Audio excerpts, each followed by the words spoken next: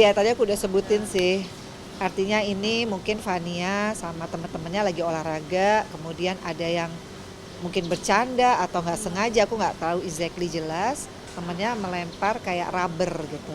Nah, Fania nggak tahu kalau itu rubber, karena kan dari rumput plastik tuh biasanya suka ada rubber hitam. Nah, dilempar ke matanya Fania gitu. Mungkin nggak sengaja atau bercanda, tapi intinya Fania sudah lapor ke gurunya. Dan waktu itu gurunya mungkin solving problemnya tidak terlalu deep talk tadi. Akhirnya gurunya nggak tahu dan nggak dibawa ke UKS. Malahan yang dibawa ke UKS waktu Fania ada kecakar. Itu jam berikutnya. Jadi saya tahunya pas pulang sekolah gurunya nggak ngomong karena tidak deep talk ya.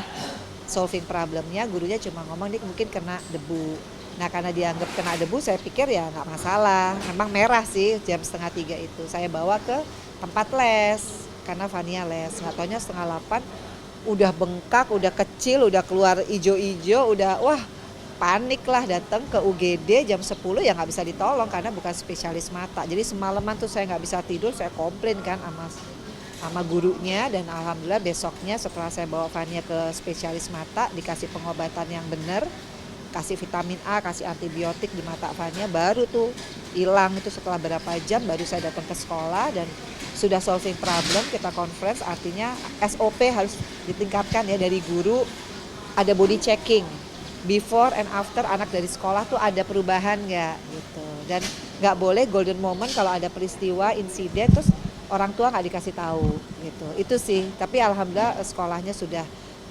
berjanji dan berkomitmen bahwa akan meningkatkan dari SOP tadi bahwa guru harus lebih informatif lah kepada aku sebagai orang tua. Karena Vena sendiri sering diplok masih sama Fania, apa Oh ibu iya. sering di seperti dibully seperti itu? Ya, bukan mungkin ini belum sampai ke taraf bully ya, mungkin nggak sengaja atau bagaimana namanya anak-anak. Cuma saya hanya menghimbau kepada gurunya, pertama kalau ada anak yang ekspresi marahnya melempar, nah itu harus juga ada conference dari sekolah kepada orang tua murid.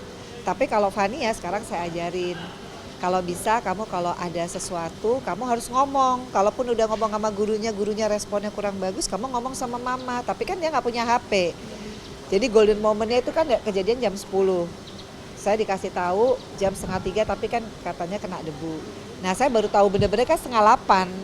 Artinya kan untung nggak parah. Kalau parah kan saya udah nggak tahu deh kayak apa. Namanya juga orang tua mata soalnya kan. Itu yang saya bilang pokoknya Fania apa-apa kamu kalau bisa kamu nangis aja. Kalau mungkin gurunya responnya kurang bagus minta telepon mamah misalkan atau kamu ngomong ini sakit gitu. Nah itu harus saya biasakan kepada Fania. Tapi Fania sendiri jadi takut ke sekolah nggak sih? Oh enggak sih. Cuma dia lebih terbuka aja bahwa kalau sakit mesti ngomong, nggak usah takut, nggak usah nggak enak sama guru.